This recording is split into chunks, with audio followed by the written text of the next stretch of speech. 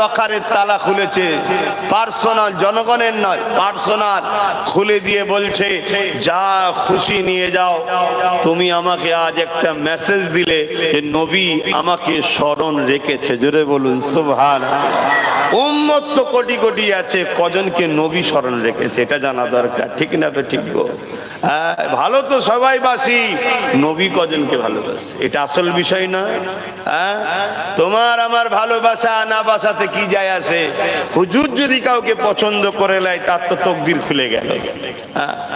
তো যাই হোক, সে বেচারি নিজের প্রয়োজন যতটুকু ছিল ততটুকুই নিয়েছে। অনেক বড় কথা, বিচারক কাজী বসেছে, বসে কাজী বলতে লেগেছে, এই যুবক তোমাদের ঋণ পরিশোধ করবে।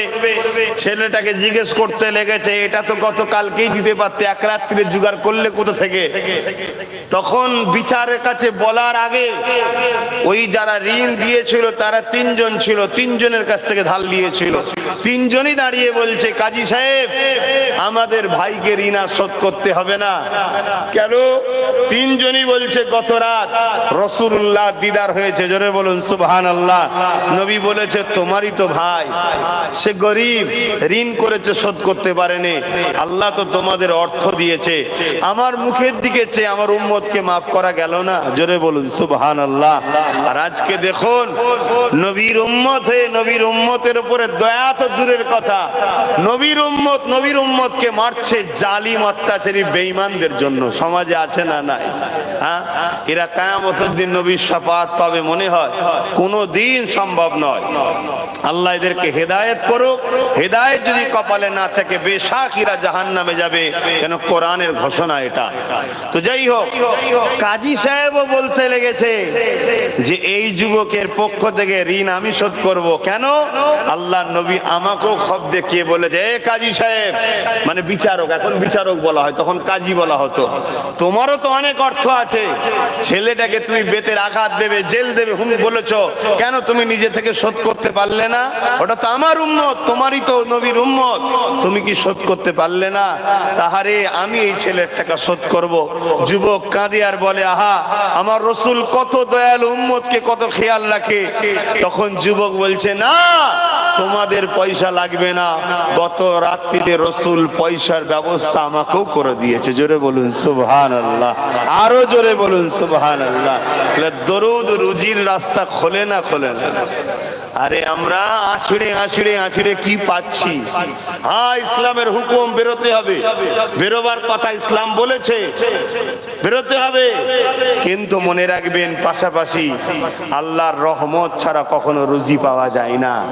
একটা মানুষ এই জমিনে দিন রাত এই গরমে, বা লেবার রাজমিস্ত্রি দিন রাত গরমে কাজ করে 500-600 টাকা পাচ্ছে, আবার কারো নসিবে আল্লাহ এমনও রেখেছে একটা সই করে দিয়ে আসছে, তাতেই সে 10,000 20,000 পেয়ে যাচ্ছে। অতএব তকদির আল্লাহ বড় করে, আল্লাহর উপরে ভরসা রাখেন। দরুদ শরীফ পড়েন, আল্লাহুম্মা সাল্লি আলা মাওলানা মুহাম্মাদ ওয়া আলা আলিহি।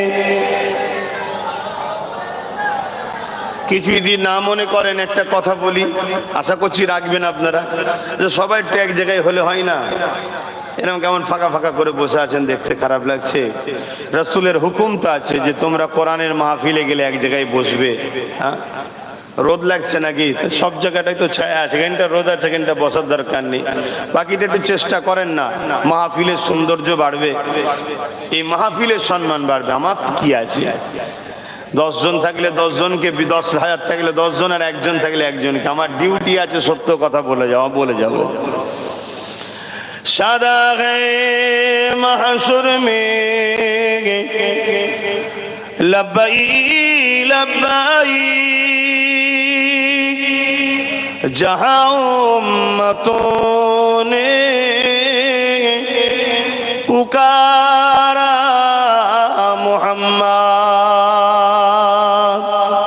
हमें जानो दिल से प्यारा मोहम्मद, मोहम्मद के हम हैं हमारे हमारा मुहम्मद अल्लाहुम्मा सल्ली अला।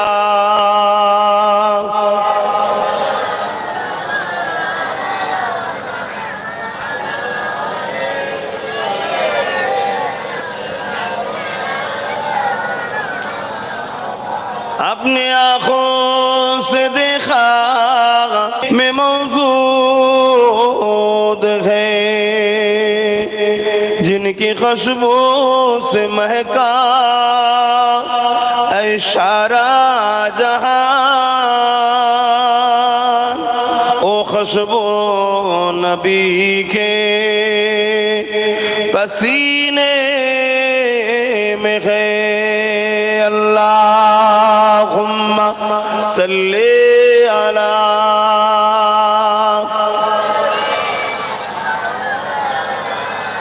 वला आले।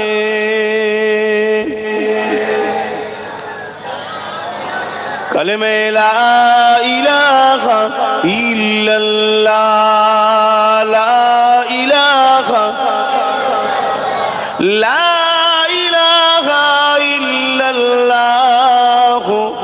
मुहम्मदुर रसूलुल्लाह। हस्बी रब्बी जल्लल्लाह, मा फी क़ल्बी गैरुल्लाह। नूर मुहम्मद सल्लल्लाह, हक़ ला इलाहा इल्लल्लाह, ला इलाहा ला इलाहा इल्लल्लाह मुहम्मदुर रसूलुल्लाह। अल्लाहुम्मा सल्ली अला सय्यिदना मौलाना मुहम्मद वला आली।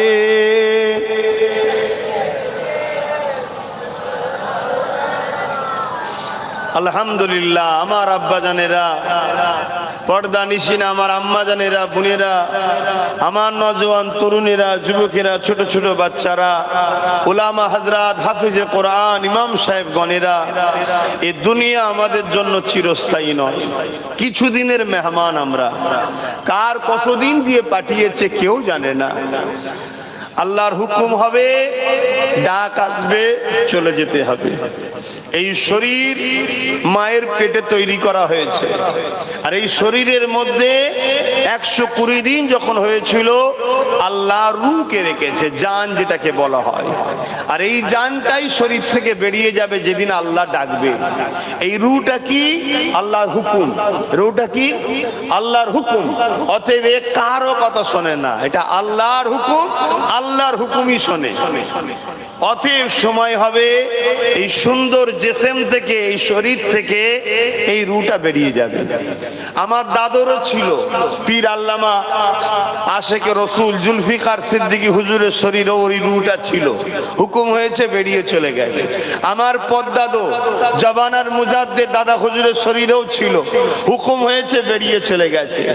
আমার 30-32 পোস্টের দাদু হযরত সিদ্দিক আকবর রাসূলুল্লাহ শ্বশুর, তিনার শরীরেও ছিল, হুকুম হয়েছে, বেরিয়ে চলে গেছে। অতএব এ সবার শরীর থেকে বেরিয়ে যাবে, এটা আল্লাহর হুকুম, এটা সবার হবে। কিছুদিনের জন্যই দুনিয়ার জমিনে আল্লাহ আমাদের পাঠিয়েছে। মনে রাখবেন, কবে কাকে আল্লাহ হুকুম দেবে চলে যাবে কেউ জানে না। এ শরীর নিয়ে যে মাটির তলায় দাফন করে দেবে। যদি এই শরীরকে আল্লাহর রাহে খাটাতে পারি, আল্লাহ পাক দয়া করে কবরে এই শরীরকে টাটকা রাখবে। জোরে বলুন সুবহানাল্লাহ। আর না হয় সব পোকামাকড়, হাড় হাড্ডি পর্যন্ত পোকামাকড়ে সব কবরে খেয়ে নেবে, সব মাটি হয়ে যাবে। আল্লাহ কিন্তু আবার এই রূহকে নতুন করে আবার তৈরি করবে। এই রু দিয়ে নতুন করে আকৃতি জিসম আবার তৈরি করবে। কোন দিনে?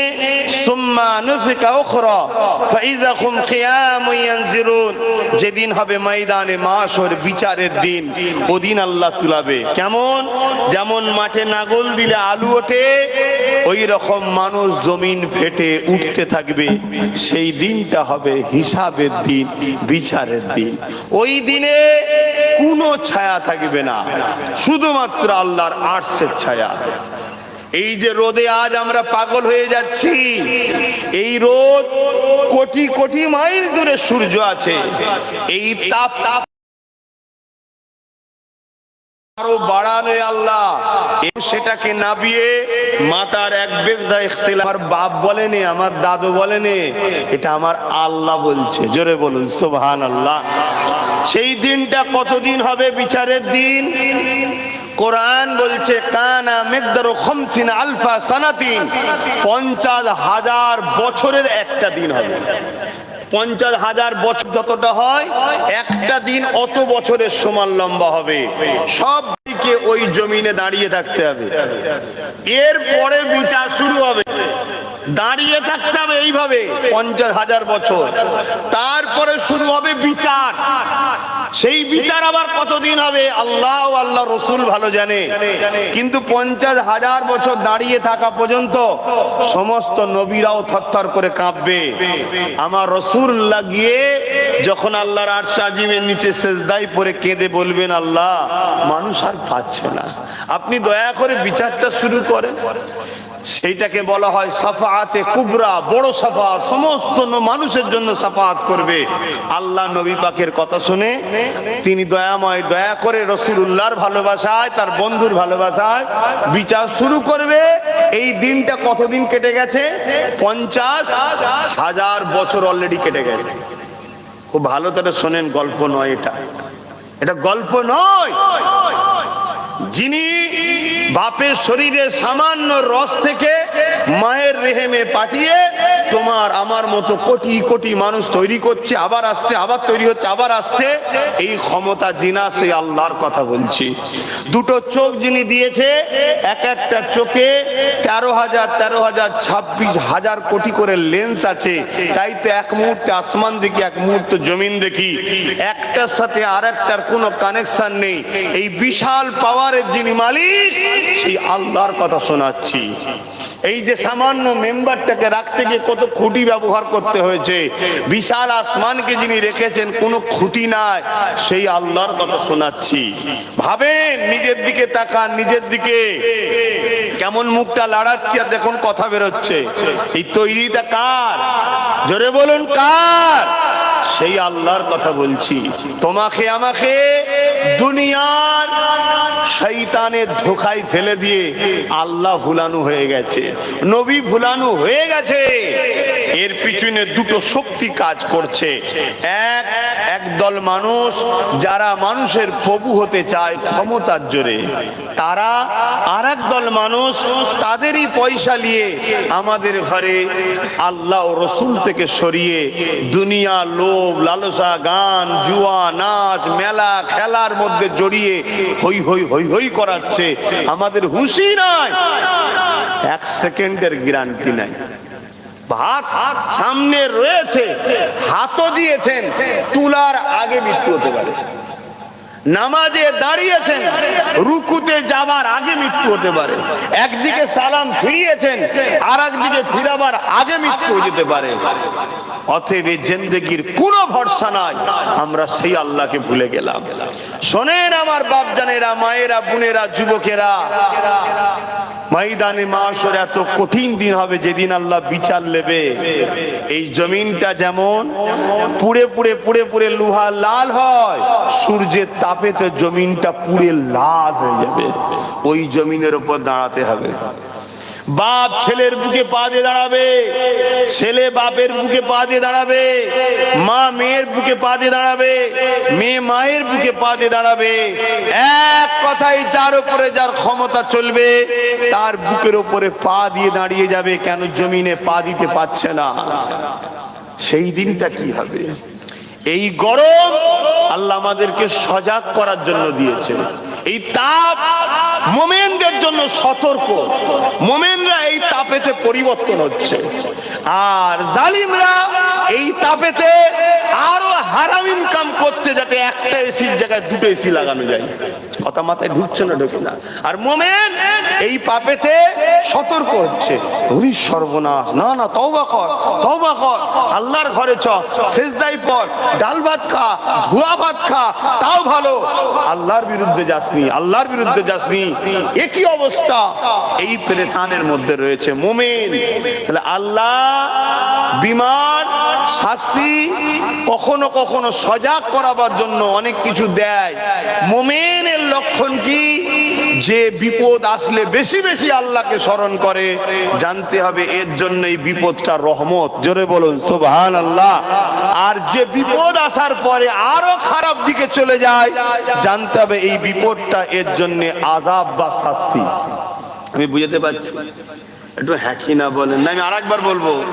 ধরুন কারো জ্বর হয়েছে, জ্বর হওয়ার পরে ও শুয়ে বিছানায় শুয়ে আছে, নামাজ পড়তে যায়নি, তো শরীর খারাপ, আর খারাপ, ভাল লাগে না। আর আবার আরেকজনের জ্বর হয়েছে, ও তো 5 ওয়াক্ত নামাজ পড়েও মসজিদ থেকেই বেরোচ্ছে না। এবারে কেন? শরীর ভালো নেই, বসে বসে আল্লাহ আল্লাহ আল্লাহ করছে, একটু বেরিয়ে দিয়েছে ইবাদত। জানতে হবে ওকে আল্লাহ বিপদের জ্বরের বাহানায় আরো কাছে করে নিচ্ছে। জোরে বলুন সুবহানাল্লাহ।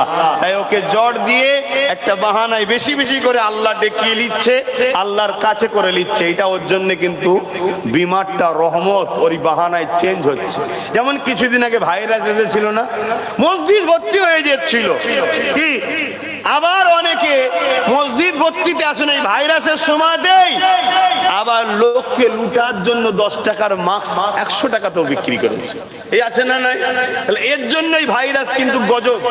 আর যে ভাইরাসের ভয়ে আল্লাহর ঘর ছুটে গেছে, ওই মাধ্যমে ওকে আল্লাহ আপন করে নিচ্ছে, এটা ওর জন্য রহমতি, গজব নয়। জোরে বলুন সুবহানাল্লাহ। আজকে বুঝতে হবে ভাব, আবার না হয় কালকে সমালোচনা হবে, আর সমালোচনা করার লোকের তো অভাব দুনিয়াতে কম আছে নাকি? প্রত্যেকটা আলেমেরই সমালোচনা করার লোক আছে। এবার আমার একটু বেশি আছে, আমার একটু বেশি আছে, কেন আমার আর একটা সাইড আছে, তো ওই জন্য একটু সমালোচনার লোক বেশি আছে। তো যাক, সমালোচনা থাকাটাও কিন্তু যারা প্রকৃত আল্লাহ ও রসুলের জন্য কাজ করে, সমালোচনা থাকাটাও কিন্তু আমি মনে করি আল্লাহর পক্ষ থেকেই সাহায্য। কি বলছেন? হ্যাঁ, সমালোচনা থাকলেই আমার মধ্যে ভয় থাকবে। 100 বার ভাবার পরে একটা কথা বলবো, আর সমালোচনা না থাকলে যা খুশি তাই বলে দেবো। আমি ভুল ভাল বললে কিয়ামত দিন জবাব দিতে হবে আল্লাহর কাছে, ঠিক না? ঠিক। আর সমালোচনাকারী থাকলে, বেশি থাকলে ভয় থাকবে, একটা যদি ফল্ট পেয়ে যায় তাহলে তছনাছ করে ফেলবে, আমাকে নিয়ে হুড়ুহুড়ি করবে, মান সম্মান ডুবে যাবে, আমার ভালোবাসার লোক জীবনের মাথায় হ্যাট হয়ে যাবে, হ্যাঁ, লোকগুলোকে ভুল বুঝাবে, আমার থেকে সরাবার চেষ্টা করবে, চলবে না, চলবে না। তাহলে এই সমালোচনা যখন থাকবে, আমার মধ্যে একটা ভয় থাকবে। বুঝে বুঝে কথা বল, ভেবে চিন্তে কথা বল, ভালো তারে কিতাবটা হাকিক করে কথা বল, নাই অসুবিধে আছে। তাহলে এটা কখনো ভুল হবে না ইনশাআল্লাহ। তো ভুল না হওয়ার জন্য আল্লাহর কাছে ধরা পড়তে, তাহলে যারা মুমিন হয় তাদের জন্য যে কোনো মুসিবতই আল্লাহর পক্ষ থেকে পরীক্ষা হিসাবে রহমত। জোরে বলুন সুবহানাল্লাহ। আর জালিমদের জন্য ছোট্ট ছোট্ট বিপদটাও গুনাহগারের জন্য শাস্তি। মুমিনের পায়ে কাঁটা থাকলে, মুমিনের পায়ে কাঁটা লাগলে আল্লাহর নবী বলছে, মুমিন বলে ওঠে আল্লাহ। মুমিনের পায়ে কাঁটা লাগলে কি বলবে? মুমিন আল্লাহ। আল্লাহ বললেই 40টা নেকি হবে। মুমিনের পায়ে কাঁটা নাকা মানে মুমিনের মাকাম বারে গুনাহ মাফ হয়। জোরে বলুন সুবহানাল্লাহ। আর এটাই যখন শয়তানের পায়ে লাগে, জালিমের পায়ে লাগে, বেঈমানের পায়ে লাগে, তখন তাকে শাস্তি দেওয়া হয়। তার পাওনা ওটা, সে ওই কাজটা প্রাপ্য, তাই তাকে দেওয়া হলো। আর আমি তুমি প্রাপ্য নয়, আলহামদুলিল্লাহ, বুঝাবার জন্য বলছি, প্রাপ্য নয়, এরপরও পেয়েছি। জানতে হবে এর বাহানায় আল্লাহ গুনাহ মাফ করিয়েও নিচ্ছে এবং মাকামকে বাড়াচ্ছে। জোরে বলুন সুবহানাল্লাহ।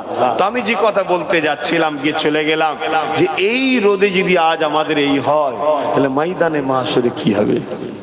এজন্য একটু দিনের বেলা রোদে তো মাহফিল করা দরকার। কি গো দরকার আছে না? নাই? হ্যাঁ, কথা বলে। বিপদের দিনে কে পাশে দাঁড়ায় এটাও দেখা দরকার। এসি ঘরে যদি কাউকে দাওয়াত দিই, যে যাবার নয় সেও বলবে চনে, নাও আসুনি তাও ভালো, একটু ঠান্ডাতে বসে থাকবো কি। কিন্তু রোদে বসিয়ে দেখতে হবে কে বসে।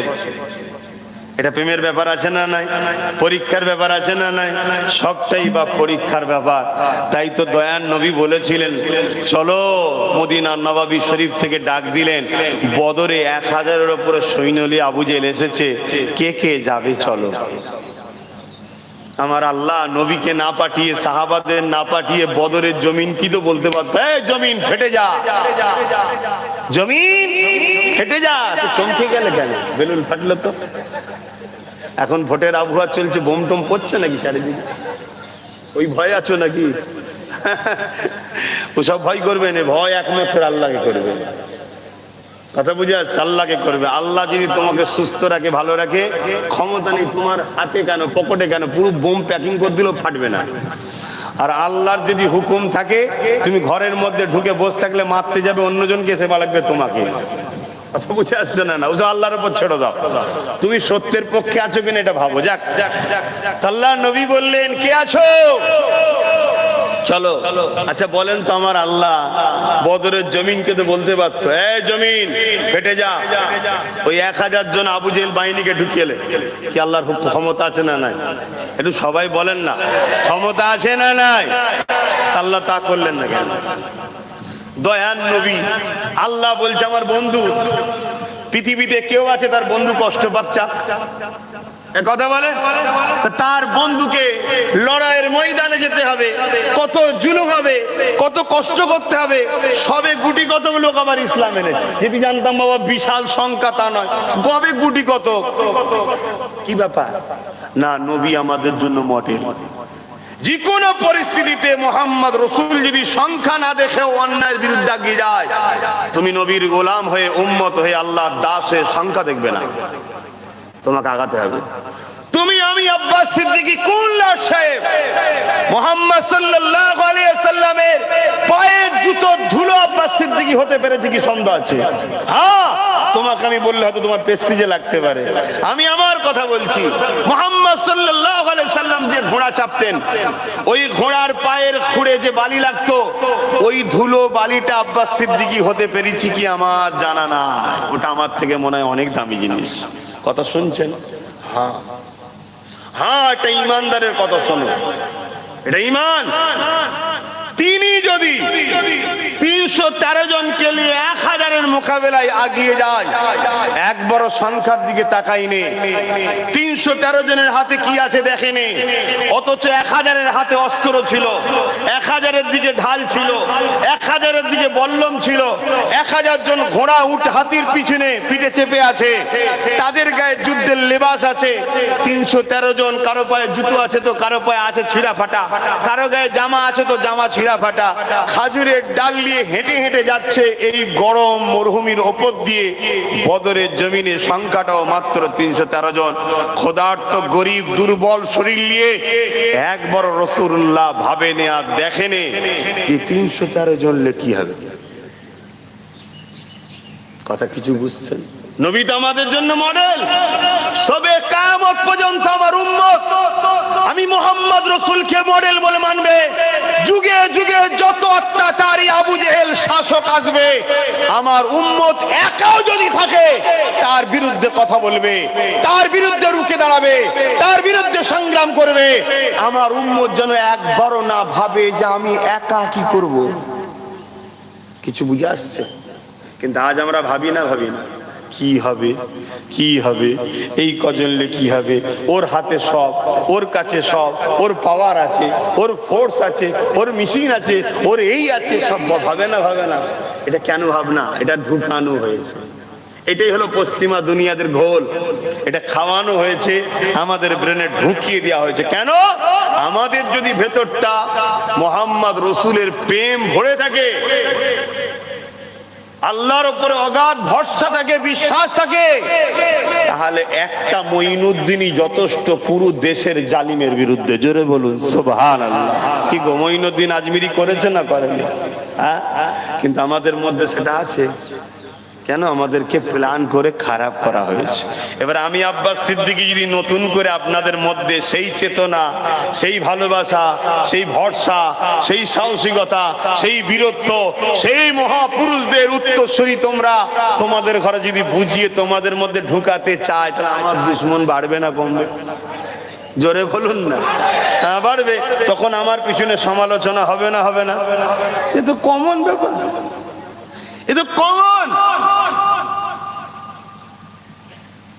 খুব ভালো করে শোনেন, আল্লাহ নবী, নূর নবী, দয়ার নবী কি আল্লাহ এত ভালোবাসেন, এত ভালোবাসেন। নবী পাক একদিন কাবা শরীফে তওয়াফ করতে করতে কাঁদছে। আল্লাহ পাক জিবরাইলকে পাঠিয়ে দিলেন, যাও আমার বন্ধু কেন কাঁদে দেখো। আল্লাহ জানে না কেন কাঁদে, তা জিবরাইলকে পাঠাচ্ছে কেন? ফারিস্তাকেও শোনাচ্ছে, দেখো আমি আমার বন্ধুকে কত ভালোবাসি, আর আমার বন্ধু কত রহমত, কত দয়া, সেটাও তুমি দেখো। জিবরাইল আলাইহিস সালাম চলে আসলেন, আল্লাহ নবীকে সালাম দিয়ে বলছেন, হুজুর আপনি কাঁদছেন কেন? আল্লাহ নবী বললেন, জিবরাইল আমি কেন কাঁদি এটা আমার আল্লাহ জানে, তবে তোমার মাধ্যমে যখন তোমাকেও শোনাতে চেয়েছে, জানাতে চেয়েছে, শোনো জিবরাইল, আমি যখনই কেঁদেছি আমার উম্মতীদের জন্য কেঁদেছি। জোরে বলুন সুবহানাল্লাহ। উম্মত হিসাবে একবার বলো তো দেখি, জীবনে কখনো কি তুমি আমি সেই রাসূলুল্লাহর জন্য কেঁদেছি? অথচ রাসূলুল্লাহ বিদায় হয়ে চলে যাবার সময় বললে, এ আমার উম্মতীরা, আমি রাসূলুল্লাহ দুনিয়া থেকে চলে যাব, আমি তোমাদের কাছে 63 বছর দুনিয়াবি জিন্দেগি কাটালাম, আমি তোমাদের কাছে রেখে গেলাম 3টে জিনিস। প্রথম নম্বর হলো কিতাবুল্লাহ, আল্লাহ পাকের কোরআন। দ্বিতীয় নম্বর হলো সুন্নতে রাসূলি, আমি নবী আমার সুন্নাত। 3 নম্বর হলো আহলে বাইতি, আমি নবী আমার আহল, আমার পরিবার, আমার খানদান। এই 3টেকে তোমাদের কাছে রেখে গেলাম, এই 3টেকে মজবুত করে তোমরা ধরবে। এই 3টের বরকতে দুনিয়া তো তোমাদের অসুবিধা হবে না, আখিরাতে কোনো চিন্তা থাকবে না।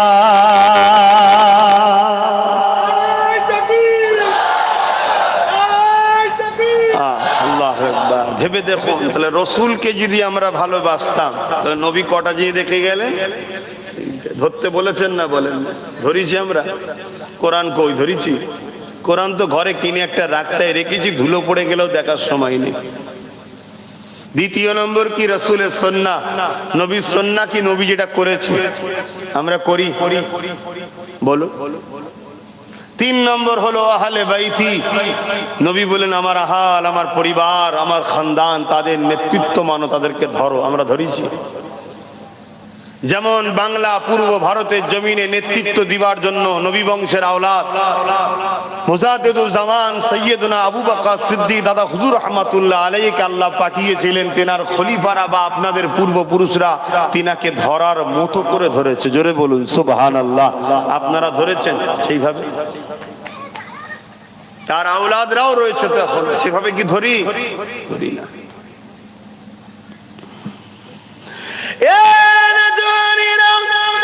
বছরে একবার জলসা দি পীরের আওলাদদেরকে নিয়ে এসে তারা কোরআন সুন্নাহর আলোকে কিছু কথা বলে, ওই জায়গায় আমরা বসে শুনে নিলাম, নারে তাকবীর, আল্লাহু আকবার দিয়ে দিলাম।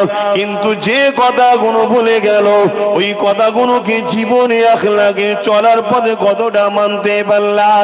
এ যুবকেরা, তরুণেরা, বাপেরা, এই দুনিয়া জমিন কিন্তু তোমার আমার জন্য চিরস্থায়ী নয়। মনে রাখবেন, আল্লাহ ছাড় দিয়েছে, ছেড়ে কিন্তু দেয়নি। একদিন না একদিন তোমাকে আমাকে উঠিয়ে নেওয়া হবে। তুমি সাধারণ মানুষ হওয়ার আলেম হও, তুমি মুরিদ হওয়ার পীর হও, তুমি নেতা হওয়ার পূজা হও, তুমি রাজা হও আর যাই হও, সবাইকে আল্লাহ পাক উঠিয়ে নেবে। কেননা এই জমিন আসমানের একমাত্র মালিক আল্লাহ। লিল্লাহি মা ফিস সামাওয়াতি ওয়া মা ফিল আরদ। জমিন আসমানের একমাত্র কোন মালিক, সৃষ্টিকর্তা হলেন আল্লাহ, এবং লাহু মুলকুস সামাওয়াতি ওয়াল আরদ, জমিন আসমানের রাজত্ব আল্লাহ পাকের কুদরতি হাতে রয়েছে।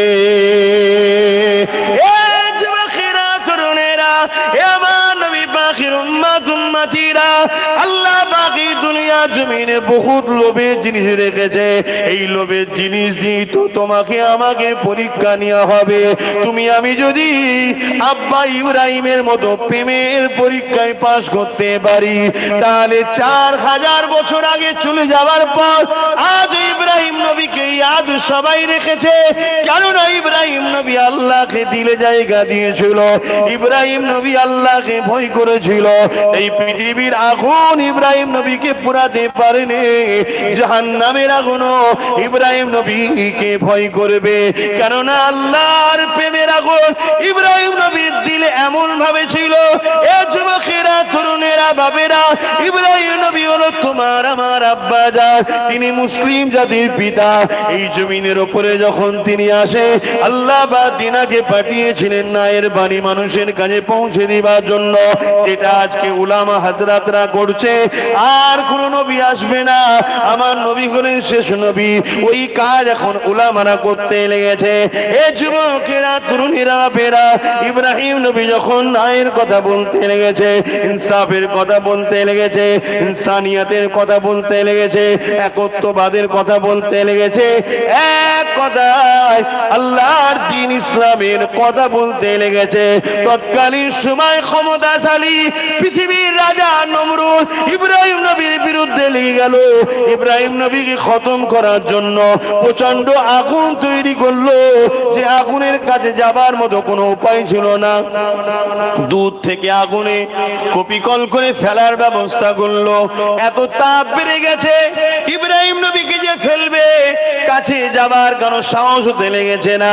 আগুনের তাপে মানুষ কাছে যেতে পারছে না, কি করে ফেলবে? কপিকল করে দূর থেকে টেনে ফেলতে লেগেছে। ইব্রাহিম নবীকে যখন কপিকল খোঁড়ানো হচ্ছে, এবারে ছুঁড়ে ফেলা হবে, হযরতে জিবরাইল চলে এসেছে। ওই চরকি বা কপিকল যেটাতে ঘুরিয়ে টেনে ছুঁড়ে ফেলবে, তৎকালীন সময় যে সিস্টেমটা ছিল ওটাকে জিবরাইল সাল্লাম ধরে ফেলেছে। ধরে ফেলে বলতে লেগেছে, ভাই ইব্রাহিম, যদি আপনি বলেন আমি সাহায্য করব, এদের নাম নিশানা মিটিয়ে দেব, এখানে ঝাপটা দেয় দানা দিয়ে এদেরকে সরিয়ে দেব। হযরত ইব্রাহিম নবী তোমার আমার আব্বা কি বলেছিল, হে হযরত জিবরাইল, আপনি এখান থেকে যান, আপনি এই সময় আমায় ডিস্টার্ব করবেন না, কারণ আমার মালিক আমাকে পরীক্ষা নিতে লেগেছে। একদিকে বিশাল আগুন, আর একদিকে হলো আমার মালিকের উপরে আমার ভরসা কতটা, এই পরীক্ষা নিতে চলেছে। এই সময় আপনি ডিস্টার্ব করবেন না। ইব্রাহিম নবী বলেন, আমি আগুনে পড়বো, এটা আমার আল্লাহ দেখতে পায়, কেন তিনি কানা নয়, অন্ধ নয়, তিনি সব দেখতে পাচ্ছে। যদি আমার আল্লাহ ইব্রাহিমকে বাঁচাতে চায়, আমি অবশ্যই বেঁচে যাব। আর আমার আল্লাহ যদি ইব্রাহিমকে আগুনে ফেলে পুড়িয়ে যদি আল্লাহ খুশি হয়, আমি আমার আল্লাহর খুশির জন্য একবার নয়, হাজারটা যদি আল্লাহ জান দেয়, হাজার বাড়ি আল্লাহ যাতে রাজি, আমি ইব্রাহিম আল্লাহর জন্য পুড়তে রাজি আছি। আরো জোরে বলুন সুবহান। সেই বাপের ছেলে তো আমরা, আমাদের কি মনে হয় না যদি আল্লাহ আমাকে ক্ষুধার্ত রেখে খুশি হয়, আল্লাহর জন্য না খেয়েই থাকবো? আল্লাহ যদি আমাকে জেলে দিয়ে খুশি হয়, আল্লাহর জন্য জেলে গিয়েই থাকবো। আল্লাহ যদি আমাকে গরিব করে খুশি হয়, আল্লাহর জন্য গরিব হয়ে থাকবো।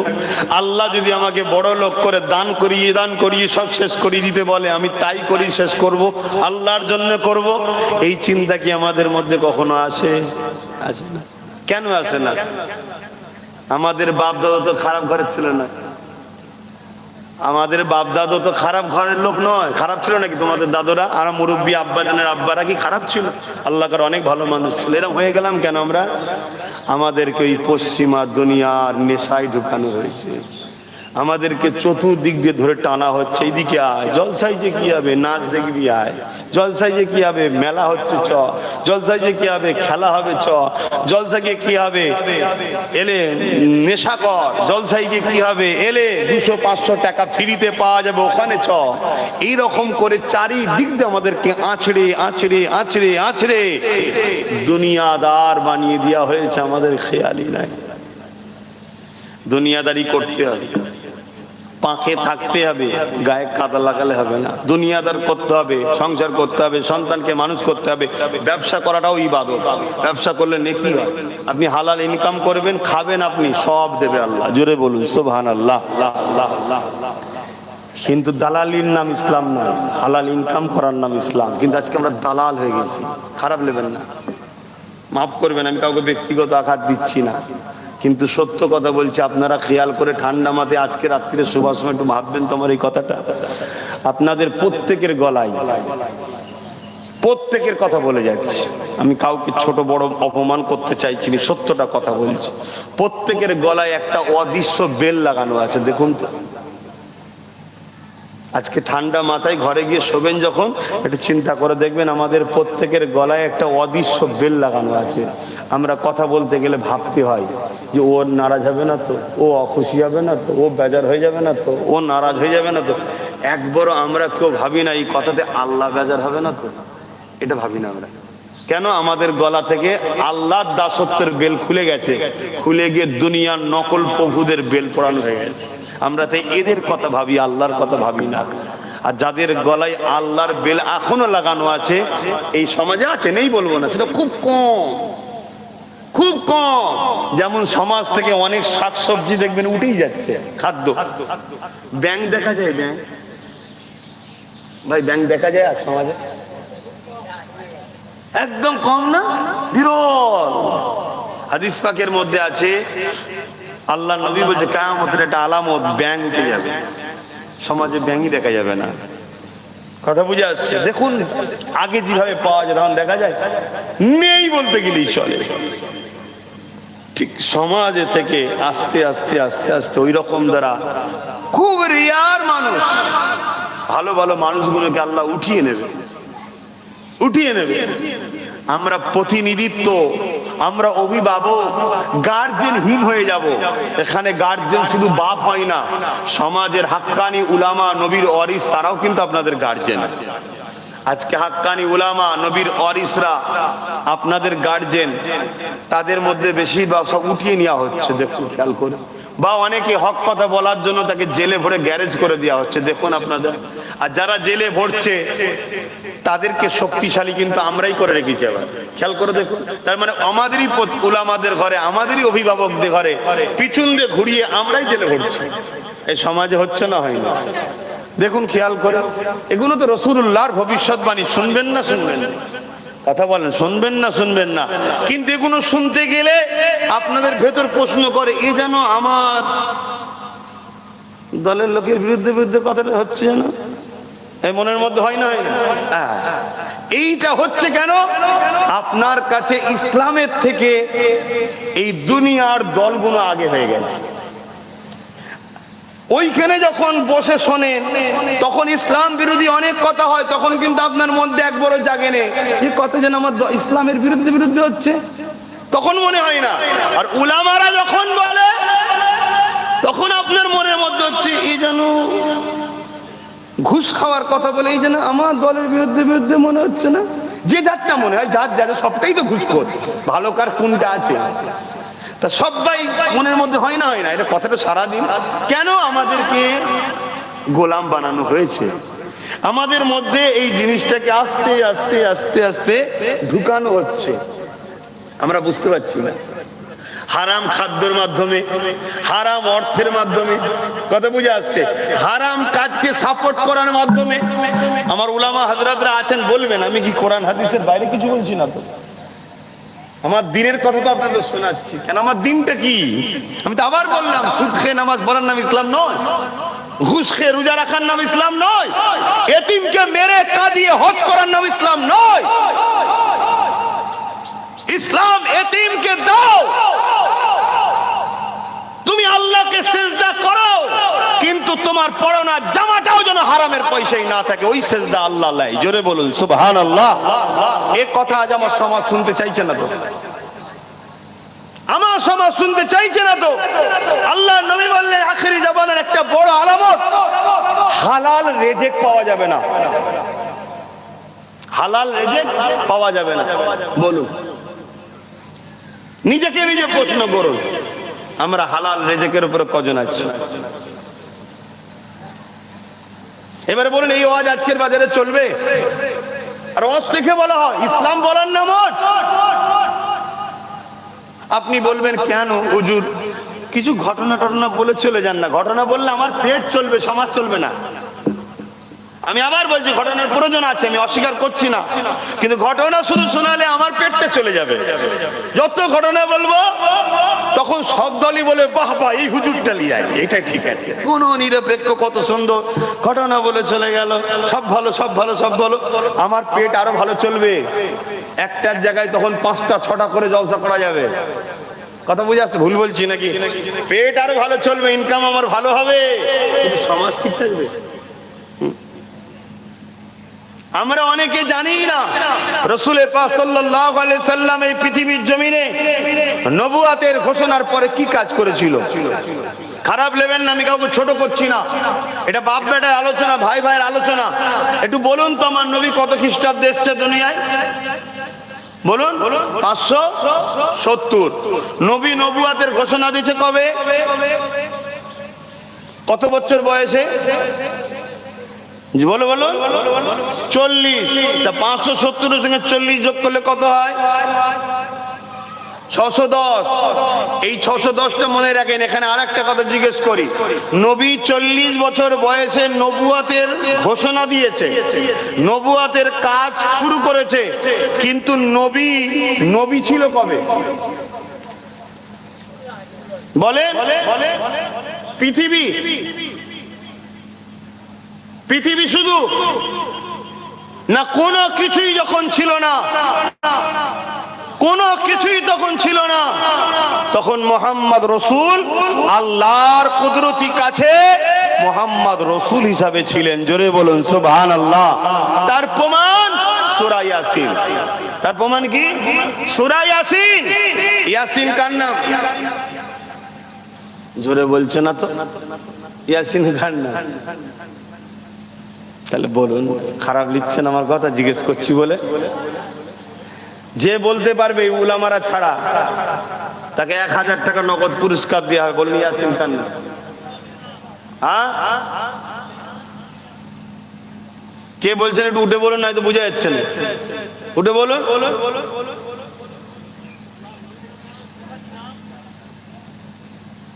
আমার রাসূলুল্লাহর নাম ইয়াসিন। মাশাআল্লাহ। যাক, তোমরা দুজনেই যখন হাত তুলেছো, দুজনে কি দেবো আমি? 1000 1000 2000 টাকা। আল্লাহ কবুল করবো না আমি? ইয়াসিন কার নাম? ভুলে যাবো আবার, মানুষ মেন্টালিটিতে চাপে থাকি তো। চলে আসেন আব্বা, নগদ নিয়ে যান। আমার রাসূলুল্লাহর ভালোবাসায় বলেছেন। ওই কে ইমাম সাহেব আছে? আলা দুজনকে দেখেন তো, 2000 গেল, কি দেন? নজরানা লিতে হবে। চলে আসেন। ওটা লজ্জা কিসে? আমি তো বললাম নজরানা। নজরানা লিয়া সুন্নাত, দিয়াও সুন্নাত। নজরানা লিয়াও সুন্নাত, দিয়াও সুন্নাত।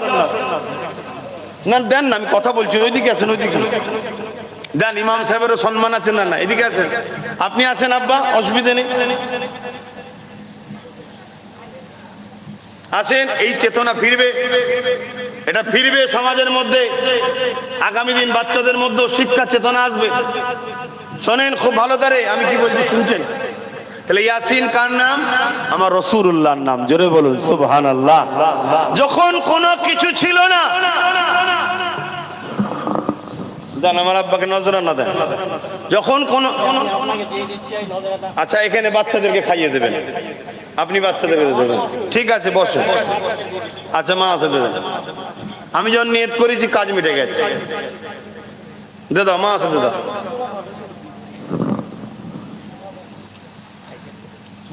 শুনছেন না শোনেননি?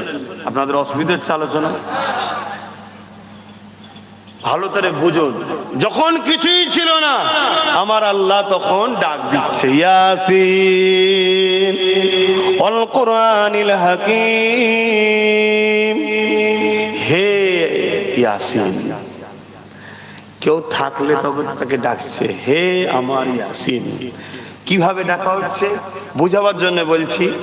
যেমন এখানে ধরুন কাউকে ডাকছে হে আমার ভাই, বুঝাবার জন্য কেউ আছে। আমার আল্লাহ আমার রসুলকে একেবারে কুদরতি কাছ থেকে ডাকছে হে আমার ইয়াসিন। জোরে বলুন সুবহানাল্লাহ। তখন মোহাম্মদ রসুল ছিলেন। এটাও একটা পশ্চিমা দুনিয়াদের কালচার, নকল ইসলামের একটা সিস্টেম। আমাদেরকে খাওয়ানো হচ্ছে নবী 40 বছরে নবী হয়েছে, তার আগে নবী ছিল না। বলুন নাউজুবিল্লাহ। নবী ডিউটি পেয়েছে যখন কায়নাত ছিল না, 40 বছর বয়সে দুনিয়া এসে ডিউটির কাজে জয়েন্ট হয়েছে। কিছু বুঝাতে পারলাম? চাকরি পায় মানুষ অনেক দিন আগে, চাকরির লিটার চলে এসেছে, চাকরি পেয়ে গেছে। জয়েন্ট হওয়ার একটা দিন থাকে না? 570 খ্রিস্টাব্দে 12 রবিউল আউয়াল দুনিয়া এসেছে, তখনও নবী হয়ে এসেছে। তাই তো আমার রসুলের আম্মা নাপাক হয়নি। জোরে বলুন সুবহানাল্লাহ। তাই তো আমার রাসূলুল্লাহ নবীর সঙ্গে আম্মার নামের কানেকশন ছিল না, আম্মার রক্ত প্রবাহীও হয়নি। জোরে বলুন সুবহানাল্লাহ। তাই তো আমার রসুল যখন সন্ধ্যা হয়েছে, ফাঁকা আকাশের নিচে রসুলের আম্মা নবীকে শুইয়েছে, নবী আঙ্গুলের ইশারা করে, আর চাঁদ যেদিকে ইশারা করে সেদিকে চাঁদ রাসূলুল্লাহর আঙ্গুলের ইশারায় যেতে থাকে। জোরে বলুন সুবহানাল্লাহ। আমার নবী পাক সাল্লাল্লাহু আলাইহি সাল্লাম আম্মা আমিনার গর্ভে এসেছে। আম্মা আমিনার শরীর থেকে মুশকে আম্বারের থেকে বেশি খুশবু বের হচ্ছে। আম্মা আমিনাকে জিজ্ঞেস করা হয়েছে খুশবু কোথাকারের? আম্মা নিজে থুতু নিক্ষেপ করেছে, থুতু থেকেও খুশবু বের হচ্ছে। এই খুশবু মুহাম্মদ রাসূলের। জোরে বলুন সুবহানাল্লাহ। তাই তো আম্মা আমিনার গর্ভে যখন ছিলেন ইব্রাহিম খলিলুল্লাহ এসেও আম্মা আমেনাকে মোবারকবাদ দিয়ে গেছে, আমেনা তোমার পেটে সাইয়্যিদুল মুরসালিন আছে। জোরে বলুন সুবহানাল্লাহ। জিবরাইল পাঠিয়ে আল্লাহ জানিয়ে দিয়েছে, আমেনা তোমার বাচ্চার নাম লেখা আছে জান্নাতি পর্দার ভেতরে, তোমার বাচ্চার নাম হবে মুহাম্মদ। জোরে বলুন সুবহানাল্লাহ। তাওরাত জব্বুর ইনজিলে আহমদ নাম, নবী যদি না হয় তাহলে আহমদটা কে? কথা বুঝে আসছে না? নাই, এটা একটা আমাদেরকে খাওয়ানো হচ্ছে নবীর বিরুদ্ধে। আর নবীর বিরোধী মানে তার ঈমান আছে। জোরে বলেন। আর ঈমান যার নেই তার ওকে সাহায্য আছে। বদরে জিতেছিল সংখ্যা জোরে না ঈমানের জোরে? আজকে আমাদের সংখ্যা বেশি, ঈমান কমজোর বলে জিততে পারছি না। ঈমান নেই বলবো না, দুর্বল দুর্বল। তো যাক, তাহলে আমি যে কথা বলতে চাইছি, নবী 40 বছর বয়সে নবুয়াতের ঘোষণা দিয়েছে, নবুয়াতের কাজ শুরু করেছে। নুরনগর গ্রামে আজকে দিনের কাজ করছি আমি। জন্ম লিখে গেছি, আজকে এই গ্রামে কাজ করছি। তো ভাইরা আমার, তাহলে 500